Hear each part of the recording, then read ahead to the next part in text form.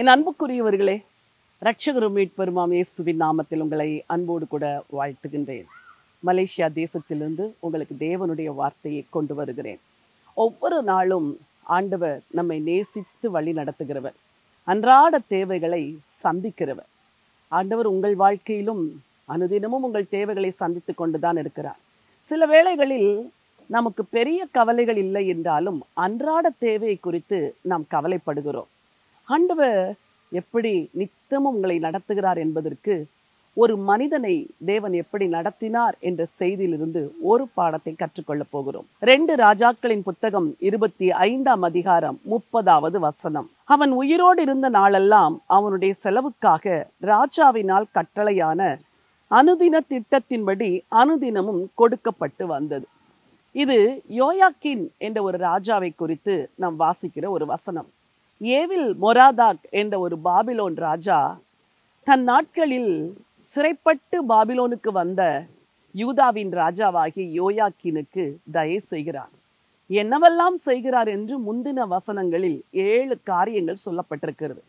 அவனை சிறையிலிருந்து புறப்பட பண்ணுகிறார். அவன் சிறைச்சாலை வஸ்திரத்தை மாற்றுகிறார். அவனோடு கூட அன்பாக பேசுகிறார். தன்னோடு சிங்காசனத்தில் அவனை உட்காரும்படி செய்கிறார். அன்றாட ஆகாரம் கொடுக்கும்படி சொல்கிறார். அனுதினமும் போஜனம் பண்ண உதவி செய்கிறார். அவனுக்கு அன்றாட செலவுக்கு திட்டம் பண்ணுகிறார். ஆச்சரியமா இருக்கிறது இந்த ஒரு புறவினத்து ராஜா யோயாக்கீனுக்கு செய்த காரியம். புறவினத்து ராஜாவே இப்படி தயை செய்வார் என்றால் பரலோக ராஜா உங்களுக்கு தயை செய்ய மாட்டாரா? சிறையிருப்பில் இருக்கிறதை போல இருக்கிறீர்களா? வாழ்க்கையில் அன்றாட தேவைகளுக்கு கஷ்டப்படுகிறீர்களா? இந்த வசனத்தை வாசித்து நீங்கள் ஆண்டவரிடத்தில் சொல்ல வேண்டும், ஒரு புறவினத்து பாபிலோன் ராஜா ஒரு யூதா ராஜாவுக்கு இந்த தயவை செய்வான் என்றால், தேவனே நீர் என்னுடைய அனுதின தேவைகளை சந்திப்பீர் என்று விசுவாசத்தோடு சொல்லுங்கள். நீங்கள் ஒருவேளை ஒரு சிங்கிள் மாமாக இருக்கலாம், கணவனை இழந்த ஒரு தனி வாழ்க்கை வாழுகிற தாயாராக இருக்கலாம், பிள்ளைகளை வளர்க்க கஷ்டப்படுகிற ஒரு தகப்பனாக கூட நீங்கள் இருக்கலாம், பெற்றோரை இழந்து நிற்கிற வாலிப பிள்ளைகளா இருக்கலாம். ஆனால் அன்றாட தேவைக்கு என்ன செய்வேன், வீட்டு வாடகைக்கு என்ன செய்வேன், செலவுக்கு என்ன செய்வேன் என்று நீங்கள் கவலைப்படுகிறீர்களா? எதிர்காலம் எப்படி இருக்கும் கலக்கத்தோடு இருக்கிறீர்களா? இந்த ராஜா எப்படி யோயாக்கீனுக்கு தயை செய்தானோ அதே போல பரலோக ராஜா நிச்சயமா உங்களுக்கு தயை செய்வார். உங்களுக்காக நான் ஜெபிக்க விரும்புகிறேன். ஜீவனுள்ள தேவனே, நல்ல ஆண்டவரே, ஏவில் மொராதாக் எப்படி யோயாக்கீனுக்கு தயை செய்தானோ அதே போல உங்க பிள்ளைகளுடைய சிறையிருப்பை எல்லாம் மாற்றி அவர்களோடு அன்பாக பேசி சிறையிருப்பின் வஸ்திரங்களை மாற்றி அவர்களை உம்மோடு கூட அமர வைத்து ஆண்டவரே அவர்களுக்கு போஜனம் கொடுத்து அன்றாட செலவுக்கு திட்டம் பண்ணுகிற ஒரு தேவனாய் நீர் இருக்கிறதற்காய் ஸ்தோத்திரம்.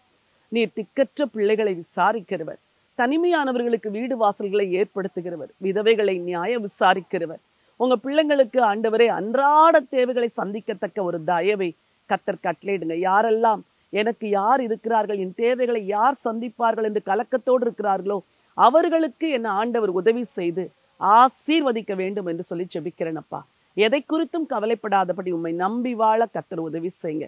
ஒரு பரலோக தேவன் இருக்கிறார் என்ற சந்தோஷத்தோடு இந்த நாளை துவங்க உதவி செய்யுங்க. மீட்பர் இயேசுவின் மூலம் பிதாவே, ஆமென், ஆமென். பிரியமானவர்களே, ஆண்டவர் உங்களுடைய அன்றாட தேவைகளை சந்திப்பதில் ஆச்சரியமாக கிரியை செய்வார். கவலை கொள்ளாதிருங்கள், நம்பிக்கையோடு இந்த நாளை துவங்குங்கள். இந்த நாள் ஒரு வெற்றியின் நாள். God bless you.